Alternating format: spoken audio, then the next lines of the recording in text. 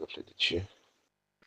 Bienvenue sur notre plateforme de méditation intitulée Méditons ensemble.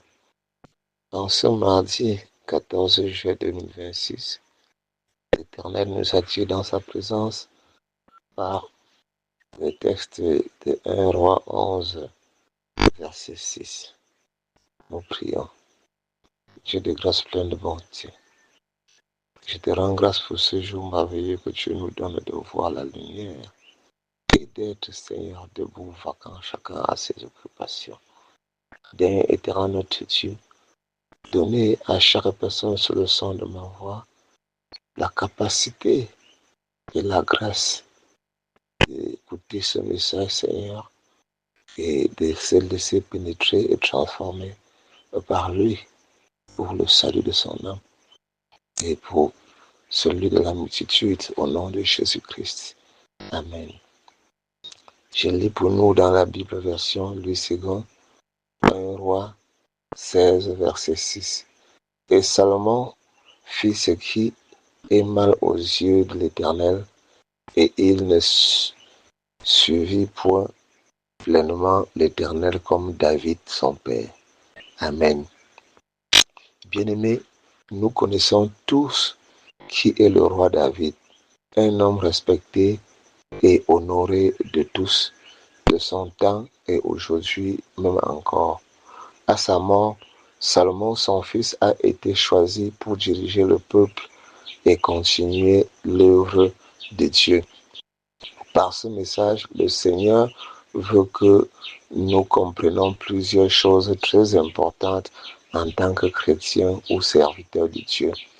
Nous pouvons être fils du meilleur architecte, mais être incapables de faire un simple plan, autant pour moi, de niveau 1. Être fils ou fils du plus grand chirurgien, mais malheureusement ne pas s'intéresser à la chirurgie ou encore être le plus pire chirurgien de tous.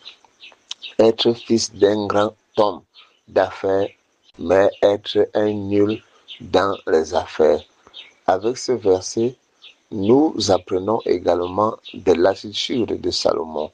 Déjà, sachons que le monde est mauvais car fera tout pour nous empêcher de laisser des descendants qui feront comme nous ou mieux que nous.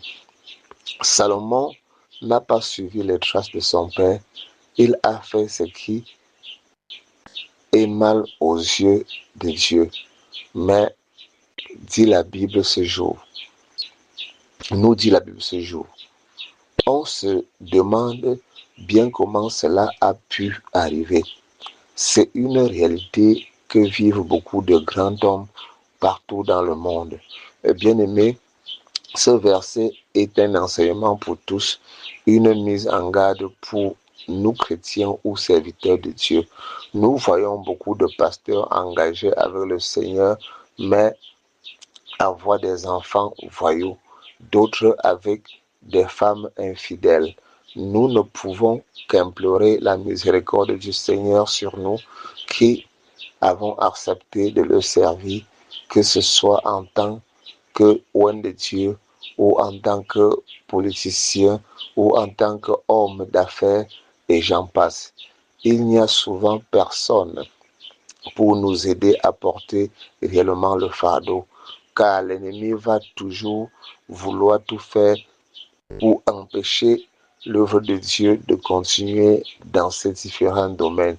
Puisse le Seigneur nous donner d'être des personnes de prière pour nos dirigeants, nos autorités supérieures, afin que rien n'empêche l'œuvre de Dieu d'avancer. Que l'Éternel bénisse en chacun de nous l'écoute de sa parole, au nom de Jésus-Christ. Bien-aimé, si c'est la première fois que tu nous rejoins sur cette plateforme de méditation, n'oublie pas de t'y abonner, de liker cette méditation et de la partager afin que l'Éternel, par toi, puisse toucher un grand nombre de personnes pour le salut de leur âme. Sur ce, nous disons à demain pour une nouvelle méditation par la grâce de Dieu au nom de Jésus-Christ. Shalom.